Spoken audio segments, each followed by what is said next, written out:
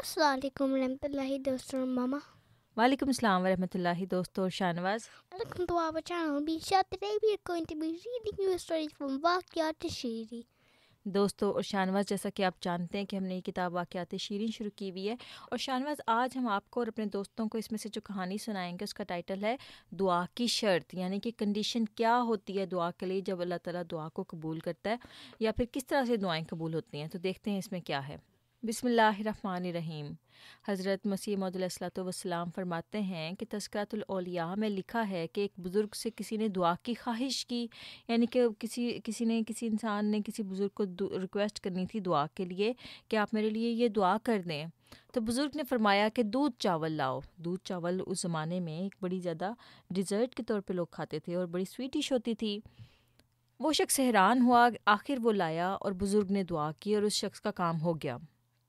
आखिर उसे बतलाया गया कि ये सिर्फ ताल्लुक़ पैदा करने के लिए था। ऐसा ही बाबा फ़रीद साहिब के तज़किरा में लिखा है कि एक शख्स का कबाला गुम हो गया। कबाला कहते हैं प्रॉपर्टी के जो डॉक्यूमेंट्स होते हैं ना, जिस पर लिखा होता है कि इस बंदे की प्रॉपर्टी है, तो वो डॉक्यूमेंट गुम हो गया और वो दुआ के लिए आपके पास आया।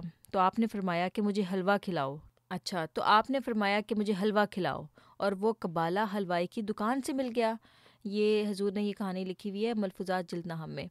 तो शानवाज़, इससे हमें इन दो छोटी छोटी कहानियों से हमें एक बात समझ में आती है, वो ये है कि दुआ के लिए एक ताल्लुक़ का होना बहुत ज़रूरी है। आपका दिल नरम नहीं पड़ सकता जब तक कि आपका उस जो चीज़ आप अल्लाह ताला से मांग रहे हैं आपके उसके अंदर जज्बात ना हो, एक इमोशंस ना हो, एनर्जी ना हो। मिसाल के तौर पे एक रैंडमली कोई बंदा आ जाए और आपको कहे कि शानवाज़ आप मेरे लिए दुआ करें, तो आपके दिल से दुआ निकलेगी? नहीं, डिफ़िकल्ट होगा ना, क्योंकि आपके इमोशनल कनेक्शन नहीं होगा उस बंदे के साथ। तो इमोशनल कनेक्शन डेवलप करने के लिए बहुत ज़रूरी है कि आपका उस बंदे के साथ ऐसा ताल्लुक़ बन जाए कि आपके दिल से खुद ब खुद दुआ निकले, या तो वो बंदा आपके साथ कोई ऐसी नेकी कर दे जिसकी वजह से आप उसको दुआ दें, या फिर वो आपको कुछ ऐसा खुश कर दे कि फिर भी आप उसको दुआ दें। तो इसलिए जब बुज़ुर्ग लोग होते थे फिर वो रिज़्क़ की का ताल्लुक़ बांधा करते थे कि अच्छा तो मुझे ये चीज़ खिला दो और फिर मेरा दिल खुश हो जाएगा, तब मैं तुम्हारे लिए अल्लाह ताला से दुआ करूँगा कि अल्लाह मियाँ इस बंदे ने मेरा दिल को खुश किया, तो इसके दिल को खुश कर दे।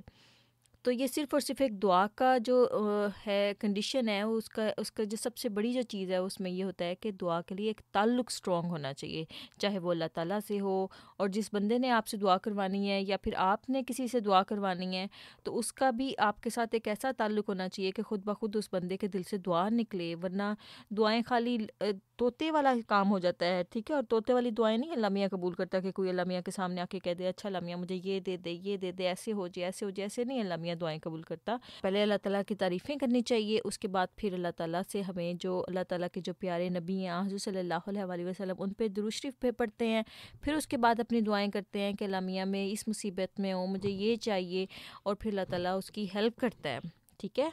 तो हमेशा इस चीज़ को याद रखना कि दुआ के लिए एक ताल्लुक़ ज़रूरी है कि होना चाहिए। तो उम्मीद है कि हमारे दोस्तों को ये समझ में आया होगा। इंशाल्लाह हम इसी किताब को आने वाली वीडियोस में कंटिन्यू करेंगे। तब तक के लिए And don't forget to subscribe our channel. अब दिल के बाम दर पे दिए जलते जाएंगे, अब दिल के बाम दर पे दिए जलते जाएंगे। अहदे वफा किया है हम उसको निभाएंगे, अहदे वफा किया है हम उसको निभाएंगे।